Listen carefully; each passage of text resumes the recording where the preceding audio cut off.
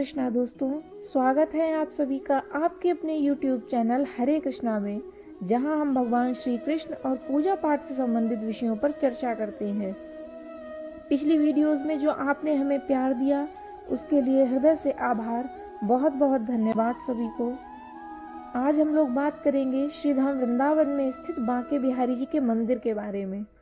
मंदिर में स्थित मूर्ति का उद्गम स्थल कहाँ है, मूर्ति को किसने प्रकट किया था, कब किया था, मंदिर के अंदर पूजा का क्या विधान है, इन सब के बारे में हम लोग चर्चा करेंगे। वृंदावन स्थित बांके बिहारी जी के मंदिर में स्थापित मूर्ति का उद्गम स्थल श्री निधिवन जी में माना गया है। हरिदास जी ने अपनी भक्ति के प्रभाव से प्रभु को प्रकट किया था।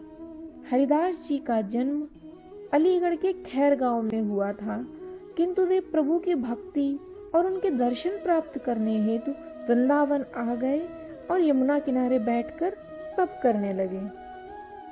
तब उनकी भक्ति से प्रभावित होकर प्रभु ने उन्हें राधा और कृष्ण के रूप में दर्शन दिए। प्रभु के दर्शनोपरांत हरिदास जी बिहारी जी का श्रृंगार करने में लग गए, जिसे देखकर श्री राधा रानी रुष्ट हो गईं और बोली कि पहले मेरा श्रृंगार करो। यह सुनकर हरिदास जी ने बिहारी जी का श्रृंगार करना रोक दिया और राधा जी के श्रृंगार में लग गए। यह देखकर अब बिहारी जी रुष्ट हो गए। अपने भक्त की दुविधा का निवारण करने हेतु राधा और कृष्ण दोनों एक ही रूप में सम्मिलित हो गए और उन्हें श्री बांके बिहारी के रूप में दर्शन दिए। बांके बिहारी जी की मूर्ति में राधा और कृष्ण दोनों ही रूपों का दर्शन मिलता है। कहते हैं कि एक प्राण दो देही, राधा कृष्ण स्नेही। बांके बिहारी जी को इसी नाम से क्यों जानते हैं, बांके बिहारी का क्या अर्थ है? दोस्तों, बांके का अर्थ है टेढ़ा। प्रभु अपने इस रूप में 3 जगह से टेढ़े हैं। इस रूप में प्रभु पैरों से, कमर से और गर्दन से टेढ़े हैं। इसी कारण उन्होंने अपनी वंशी को भी तिरछा ही धारण करके रखा है। और बिहारी का अर्थ होता है बिहार करने वाला, अर्थात इधर उधर घूमने वाला।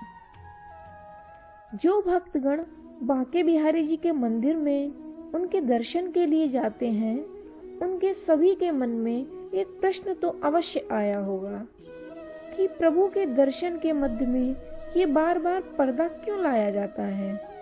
मंदिर में स्थित पुजारियों का एक समूह दर्शन के बीच में बार बार पर्दा क्यों गिराता रहता है। कहते हैं कि कोमल हृदय बिहारी जी अपने भक्तों की भक्ति और उनकी व्यथा से द्रवित होकर अपना सिंहासन छोड़ भक्तों के साथ चल देते हैं। प्रभु के इस रूप में सबसे आकर्षक उनकी आंखें हैं, जिससे प्रभावित होकर कोई भक्त प्रभु से अधिक समय तक नेत्रों द्वारा संपर्क न साध पाए और कहीं प्रभु प्रभावित होकर भक्त के साथ न चल दें। इस कारण वहां स्थित पुजारी दर्शन के बीच में पर्दा डालते रहते हैं। मंदिर में पूजा पाठ का समय भी कुछ अलग है। प्रभु की निद्रा में विघ्न न पड़े, इसलिए उनकी आरती सुबह भोर में न करके प्रातः काल में की जाती है। वृंदावन में निधिवन जी का एक खास महत्व है। यह वही स्थान है जहां हरिदास जी ने प्रभु को अपनी भक्ति से 1625 ईस्वी में प्रकट किया था। इस समय उनकी आयु 90 वर्ष की थी और 5 वर्ष तक कठोर तप करने के उपरांत 1630 ईस्वी में उन्होंने निधिवन जी में ही जीवित समाधि ले ली। हरिदास जी तानसेन और बैजू बाबरा के गुरु थे। कहते हैं हरिदास जी जब मेघ राग गाते तो बारिश होने लगती और जब दीप राग गाते तो दीपक स्वयं जलने लगते। बांके बिहारी जी का मंदिर हरिदास जी की भक्ति का ही एक अनोखा सा प्रमाण है। यह थी वृंदावन स्थित बांके बिहारी जी के मंदिर से जुड़ी कुछ महत्वपूर्ण जानकारियाँ। ऐसी अनेकों कथाएं हमारे धर्म ग्रंथों में भी वर्णित हैं। आगे भी हम ऐसी ही कुछ जानकारियाँ लेकर आपके सम्मुख आते रहेंगे। वीडियो के साथ अंत तक बने रहने के लिए आपका बहुत बहुत धन्यवाद। अगर आपको वीडियो अच्छी लगी हो तो लाइक कर चैनल को सब्सक्राइब करें और दूसरों के साथ शेयर अवश्य करें। हमने अपनी पुरानी वीडियोस के लिंक डिस्क्रिप्शन बॉक्स में डाल दिए हैं।